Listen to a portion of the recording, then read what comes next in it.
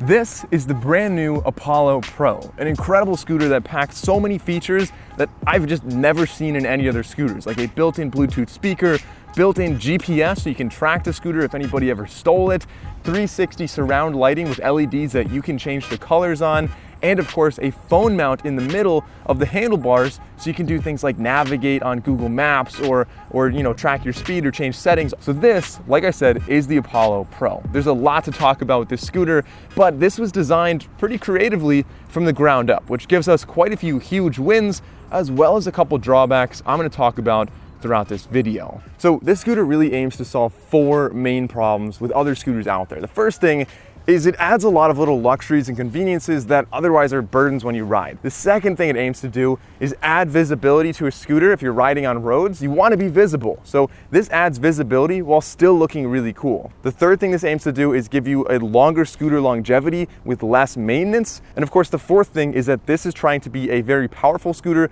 that is still practically light. So this is substantially lighter than the Segway GT2 or the Wolf King GT Pro. But rather than me just telling you this, let's get into an acceleration and speed test.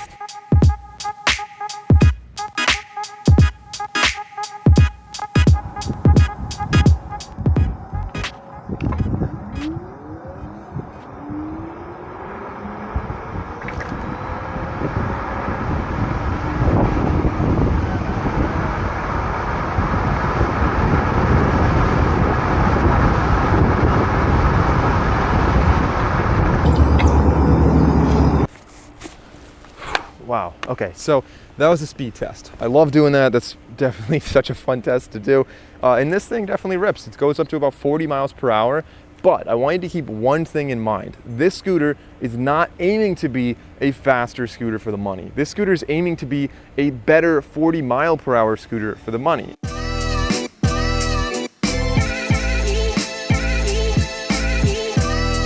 Remember how I said there were four main problems this scooter solves? Essentially four highlights of this scooter. That's basically how I want to structure this review. The first one is the luxuries and the added benefits that you get on this scooter that otherwise fixes a lot of the smaller burdens you have with other scooters. So with this, first of all, you have the ability to lock your phone on the handlebars if you buy a quad lock case. Now this is optional, you don't have to do that, and otherwise you do have an LED dot display, but with this, you can put your phone there, you can see navigation, you can do all kinds of things. It's a great feature. In addition, there's also a Bluetooth speaker built in that you can play music from. It also doubles as a customizable horn. So the Bluetooth speaker's right over here, and you can see if I turn the volume up, definitely some distortion, but it gets pretty loud. We're only at barely half volume.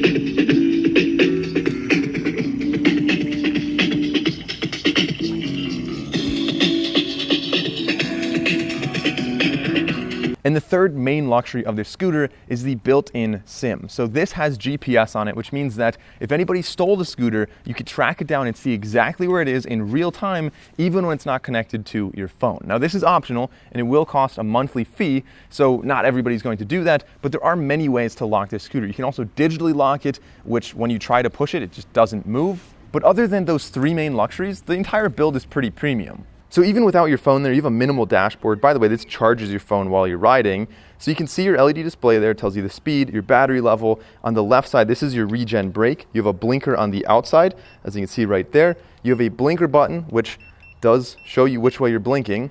You have your right blinker. You have your power button, which turns it on and off, turns your headlights on and off, and also switches modes for you. You can see mode 1, 2, or 3. Of course, we have a bell up there, a nice clean single stem design with a very durable latch we'll talk about later, adjustable suspension, 12-inch tires that make for a very smooth ride on gravel and other potholes. And look at that lighting.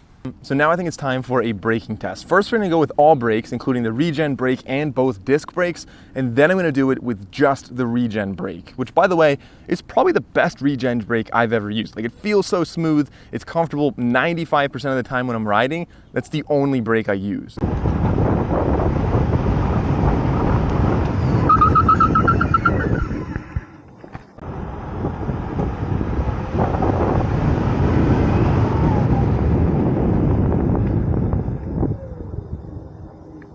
Now, of those 4 pillars, the next one is the visibility. Apollo managed to add tons of visibility to this scooter compared to so many others on the market, while also making it look cooler than any other scooter. So looking just at the LEDs, first of all, we have an LED strip color changing, they're all color changing, all the way down the front stem, as well as another one wrapping around the entire deck. We've got one on the back, so that's your tail light. And of course we do have, these don't change colors, but our blinkers on the end of the handlebar, and a headlight as well. So tons and tons of lights, and the LEDs are all changeable within the app, so you can choose what they look like when you're riding, what they look like when the brake is on, what they look like when your blinker's on. So for example, you can see it blinks all along the entire side, and so you can customize this however you want. Adding this nice geometric design everywhere that just makes the LED bars feel like they fit so well. The large grippy deck with triangular, again, geometric design that ties everything together. Overall, I love the design here, and I love how they made it so visible to improve the safety at the same time. So unlike a lot of other scooters which have a typical kickstand on the side, this has a bottom kickstand. So the rear wheel is off the ground. You can see I'm able to spin that, but you can just roll it forward, and you kind of have to use your foot to get that back up. It likes to stay in that position there, but all you have to do is when you want to stop, on either side there's a little tab there. You just step down and then just gently rock it back. It's really not hard to do. So I keep mentioning this scooter's lighter. Let's actually get into a carry test. If you wanted to carry this, what you do is push this little orange button, fold it down, and then undo this. So you just fold it back up and it latches like that. And you can fold the whole stem down now. Now there is no latch on the back. You're not gonna be able to clip this together, so you can't lift it from the middle. But if you wanted to lift this, there is still a little handle in the back, which is great for locking. The Segway didn't have that, so I'm really glad we have a handle here that you can lock through. And then under, like right above the fender and underneath the steering stem, you can grab right there. So as far as carrying this goes, like maybe it, like hopefully it doesn't look light. It's definitely not a light scooter. It's a heavy scooter. But if you need to like lift it into a car or something, definitely manageable. I wouldn't want to like carry this up the steps every single day. And it's definitely not going to be carryable for everyone. Like I said, it's a heavier scooter.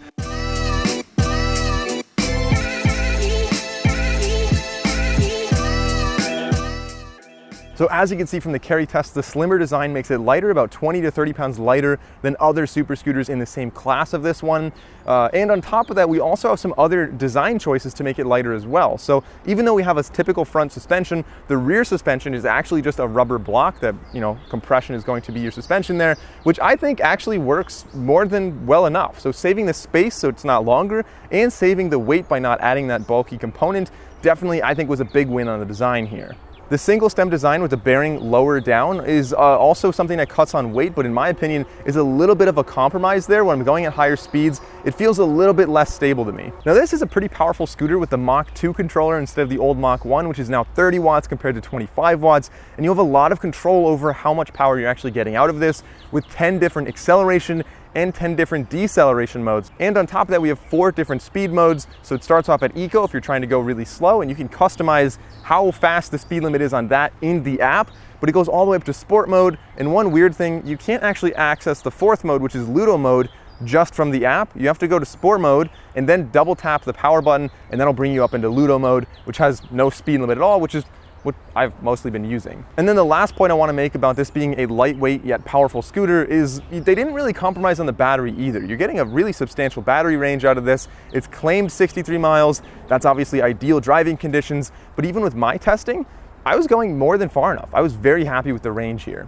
And then lastly, we have the durability and longevity of this scooter, which I said is going to be one of the highlights here, which kind of ties in a lot of the design choices they made. So one of them being drum brakes instead of disc brakes, which I know is very controversial. Generally, disc brakes are going to give you a more of a bite, faster stopping, better deceleration. The drum brakes are a little bit louder and a little bit less powerful, but you do have some benefits there. One, of course, they look cleaner, they look cooler, but two, and really the big one is that they have less maintenance and less that can go wrong. So they should be lasting substantially longer, and most importantly, you won't be getting any dust or dirt in there, and so you shouldn't have to really ever maintain them. They're inside here. Speaking of the tires, and this is kind of Apollo's bread and butter, these are self-healing tires, so once again, less maintenance with this scooter. The unibody design less bolts. There's really no exposed wires on here, so once again, less maintenance that you need with this. And the suspension is adjustable on the front, but the rear suspension being just a rubber block, once again, less maintenance. And if there is maintenance, it should be really easy to do. And tying in with the longevity of the scooter is keeping the scooter as well, meaning not getting it stolen. So you have the digital lock on here,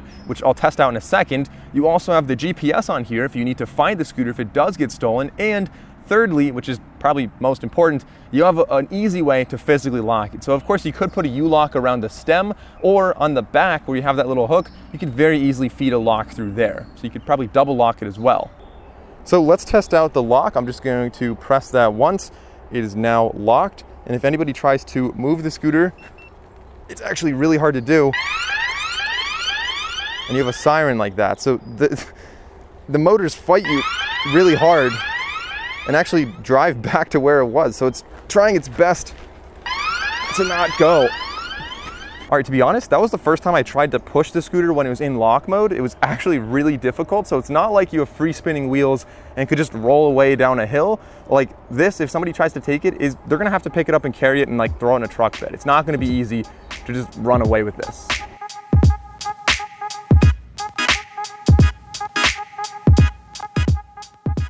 But not everything is positive. There's really about 5 small drawbacks and one main one that I wanted to mention. Starting off with the small drawbacks, the blinkers are really close to the throttle in the regen brake. So if you're riding with gloves, which I usually do for safety reasons, I tend to hit the blinkers a lot. Like every now and then I'll hit the blinker. And then another small drawback is the creaking of the front suspension. Now I don't think this actually means anything. I don't think it's dangerous. I just think that maybe it was something in the design choice, maybe the material choice, like maybe it's just my unit, but it is a little bit creaky up there. And then the last small drawback was that I really don't like the cruise control on here. In fact, most scooters that have this style of cruise control, I just disable, because what happens is if you hold the throttle down for about 4 or 5 seconds, it'll turn on cruise control. And for me, what happens is if I'm riding at high speeds and I'm holding down the throttle, it locks in cruise control. And then sometimes you don't even realize that happened until you let off the throttle, you expect to decelerate, and you're still cruising. So you gotta press it again or hit the regen brake, and that'll turn off cruise control.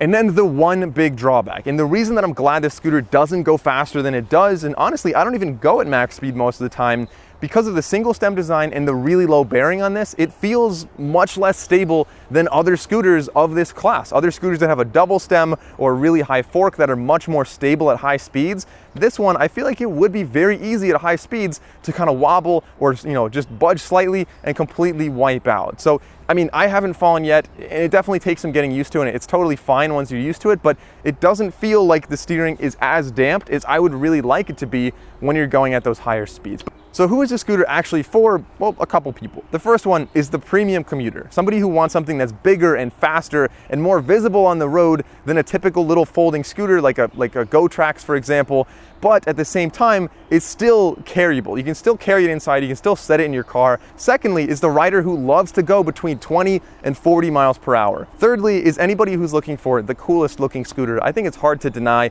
with the lighting around here, the unibody design, like this is just such a cool looking scooter. This would probably also be pretty ideal for delivery drivers, especially if someday we can have a seat for this and maybe like a little storage bin as well. That would be really useful because like I said, it is more visible when you're in like not high speed, but in maybe high traffic areas. You want to be seen on a scooter. And then lastly, anybody who's looking for a feature-rich scooter, this thing is absolutely incredible. The Bluetooth speaker, the lights all the way around, the GPS with the SIM on board, like they really thought of pretty much everything on this scooter. There is one very unfortunate aspect of this scooter, and that is the price. The MSRP is $4,000. Of course, there's always gonna be sales, but I mean, like, yeah, you're getting a lot of luxuries with a scooter, but you're certainly paying for them.